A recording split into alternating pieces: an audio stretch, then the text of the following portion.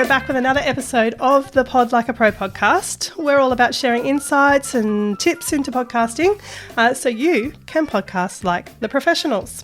I'm Liz Clarkson from Pod and Pen Productions, and I'd like to acknowledge the storytelling traditions of the Awabakal people whose land I'm standing on as I'm recording this podcast. Now today we are talking about the evolution of podcasting and just how much it's changed. Podcasting began in 2004, or so I thought. I think I'm going to be schooled a little bit on that in just a moment. And I'm about to introduce you to someone who has been podcasting since 2004, or even earlier.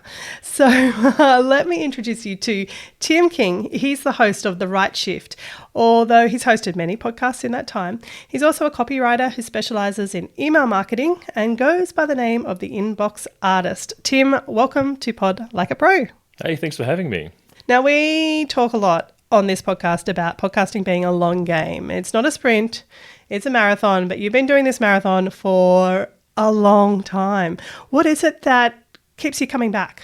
Look, I mean, for me, it's probably the fact that I've got a face for radio. No, it's not that. It's the fact that I think it's the ephemeral nature of podcasts. It's the fact that you can have a great one-shot podcast that has 12 episodes that just does some really, really beautiful work, like deep work sort of stuff. You can have a really long-term podcast that has, hundreds of episodes that builds an audience that has, an amazing amount of not just experience and expertise, but sort of storytelling that goes along with that as well. And you kind of build up those layers and layers of different things.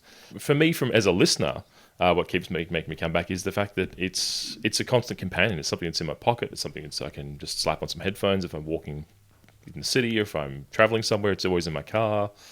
And I get to hear perspectives and voices and ideas and thought and all of the sort of sphere of human existence in the form of whatever's coming out of my speakers at the time. And I don't think there's anything like it at all that you can really grab hold of. As much as there's a lot of other media in the world, nothing really does take the cake for me.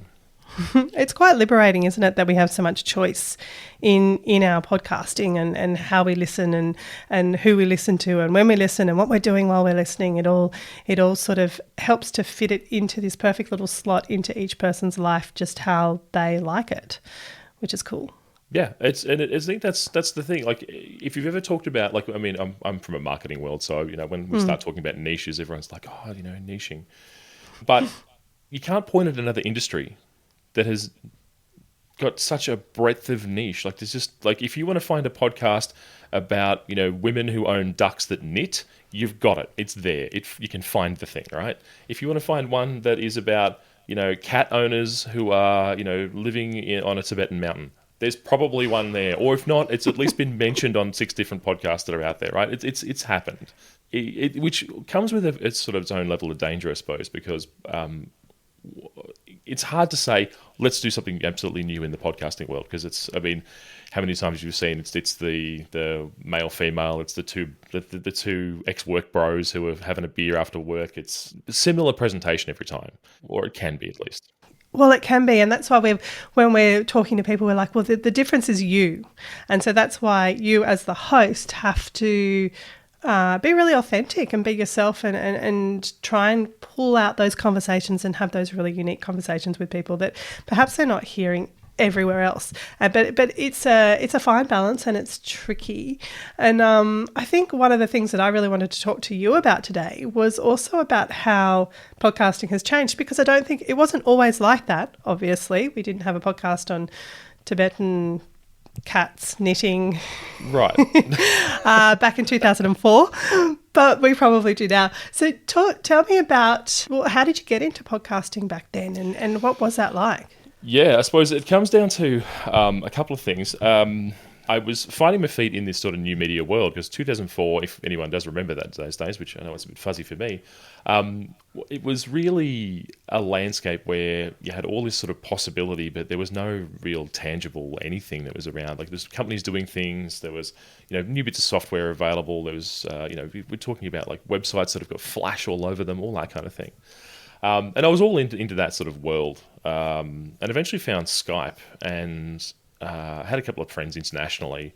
So we used to start Skyping each other from time to time. And Skype brought this thing out in about 2003, I think it was, or maybe early 2004, that they called Skypecasts. And what they were imagine a room full of people, and you had a stage. And on the stage, you had 2 or 3 people who could speak, and you had a room full of people who could listen. I met a now friend in there in one of these Skypecasts. Just randomly, we just sort of went, oh, hey, you're a person. Let's have a chat after this. So we had a chat afterwards. I think it was in 2005 I joined his podcast, but I started doing my own in a little bit, just even before I knew what I was really doing, and then eventually got onto a podcast which was called the Aussie Geek Podcast, and we ran that for a few years. I mean, I was only on it for a few years, but it ran for quite a long time. How saturated was the market back then? I imagine it wasn't at all. Like Adam Curry and a few sort of big names that were sort of just starting to emerge. None of this sort of Joe Rogan bullshit that you've got now, but. In the long run, we started a couple of podcasts. Wasn't really that saturated, but look, no one knew what we were doing either. So the Aussie Geek Podcast was more of a structured show. It was all tech focused, as you can imagine, but none of us have met. It was me in humble Bendigo, a friend who was then in Cairns, one in Belgium, and one in Canada. And we just sort of assembled this weird collection of people that worked as a show. So started really from those early Skypecast days, got into podcasting then. I just haven't looked back, and I think I can't tell you how many shows I've actually appeared on now because I've lost count. As podcasts that I've probably had about 9 in the period. Not all of them have been very long ones. So some of them have been like quite sort of little focused, short, singular topics. Some of them have been more longer ones that have done 50 episodes. Some have done a couple of 100 episodes. And I'm really only I suppose I've got back into it now again after having a bit of a break with The Right Shift for the last couple of years. Yeah, your latest podcast is called The Right Shift, and it's all about that, the world of copywriting, which is where you're firmly placed at the moment. Can I play you a little bit from one of your episodes? Because I'd love to just get you to listen back and we can talk about it. You mentioned to me in your form when you filled it out that one of the things that you like to take your inspiration from are kind of non-marketing types of things, particularly cults and politics.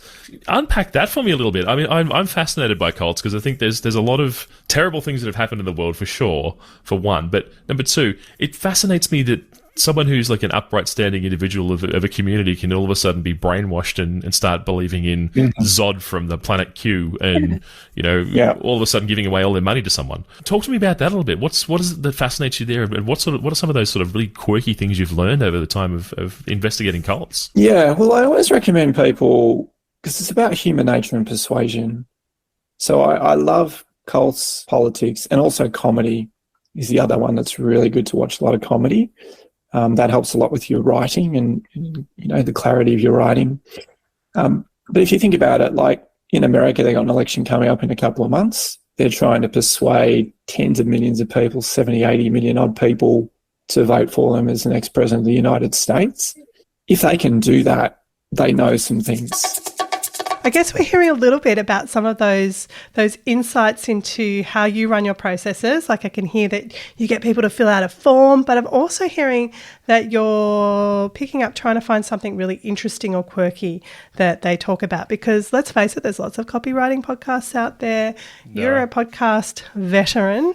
And so I love this idea of like pulling out these interesting, quirky bits to keep people interested, because there's nothing probably more interesting than a cult, I think, that sort of gets people in. And so to find the link between cults and marketing is actually quite clever and funny. Is that the process that you go through where you're trying to find a story that's quite interesting with that overarching theme of copywriting for something like The Right Shift? I'd love to say yes. And I can tell you that I've done that before, where you try and hunt down the right story, and you try and find the right angle, and you try and do all the stuff. I find that the most engaging way to do this is to ask a few questions up front. So don't ask questions of people about what do you want to talk about? Here's what you can talk about. Here's some questions I'm going to ask you. I don't give them questions beforehand. I like my conversations to go more cyclical and organic, really, is where I like them to go. But I have a form, as you said. So my process really is, if you want to come on my podcast and you happen to be a copywriter, I'll reach out to you, usually through LinkedIn or something. I'll give you a form to fill in. That form will then basically give you just it's just a who are you? Like, what do you do? How long have you been in the industry for? I then take that info and then go and do some quick research on them. So usually a day before the show, I'll do some research on the individual, who they are, what their website looks like. But I'll also write up an intro based on what they've told me basically in that form, and then kind of try to inject it into the same level of, I suppose, excitement that I try and bring to the show as well. But look, I mean, the cult piece, that was something that he popped in the form. That's William Siebler, by the way, great copywriter from Castle, Maine. Yeah, so he just put in his thing that he likes to talk about these sorts of topics. I asked the question, what sort of topics do you like to talk about? Because the worst thing you can have is like, oh, you're a copywriter. Cool. Let's get into a copywriting podcast. Hey, how is copywriting for you? And it becomes the most bland, banal, boring. Because, I mean, copywriting is not sexy. It is sexy in some cases. Like, you can do some really cool things with it. And I could go on about that, which I won't. But as a topic, if you're not interested, it's really, really dry. And I love this conversation and hearing a little bit about how you do it all, because there are so many topics out there that people do find, especially if it's their expertise, but maybe they've been doing it for a really long time, that the interest sort of, you're like, oh, do I really have to talk about that thing? Yes, you do, because that's what your listeners, your audience wants you to talk about. It's boring for you because you've been doing it forever, but not for them. But how do you make it entertaining as well? Because part of good podcasting, we know now, is that it has to be a little bit entertaining as well. Like, it can be informative and educational, but we want a little bit of entertainment. It doesn't have to be, you've got a sidekick comedian, but you want it to just, grab people and help them to lean in a little. And so I love that, just hearing those insights, because copywriting, essentially it's about how to write well and how to sell to people, which can be really fascinating, especially if you're getting into the psychology of it all, but it can also be really dry if you're talking about how to write a sentence properly. It's why on this podcast you'll never hear me talk about something like I will never be, hey, what's your opinion on the Oxford comma? How do you like punctuation? Like, what's the give me a headline? I'm never going to do that, and that's because it's not entertaining stuff. The whole purpose of The Right Shift is a podcast, and it really comes down to two things for me in the podcasting world. I think, one, know who the listener's going to be. Like, you need to know that there's actually a listenership there. You need to know that the person you're going to talk to is going to be interested in listening to this kind of thing. But then also the other side of it is, once you know the audience, how can you serve them? And the way to serve them with this podcast anyway is to not dictate to them how they should do copywriting, but just to crack the seal on another person's experience and just get them to talk about the things that they've done and the things that they've avoided, and get that little tiny bit of advice that they might give someone who's brand new to the industry. All the people who've been doing it for 20 years probably would just look at it from a different perspective and go, I'd never thought of it like that. Crap. What have I been doing my entire career? And they change their ways as well. So that's really the two-tap process. It's trying to serve my community as a whole is probably the real crux of it. And so I guess to bring this all together, from when you first started way back doing the Skype chat rooms to now, I suppose podcasts have become so much more sophisticated. But what's the biggest sort of, lesson or learning or change that you have seen over those years that you think would be great for people to understand and to know if they're going to try and make a podcast or try to improve on the podcast they've already got today? It's not like it used to be back in the day. The barrier to entry now on podcasting is so significant. Like, there's no other media format that is as low as podcast, technically, from a media entry point.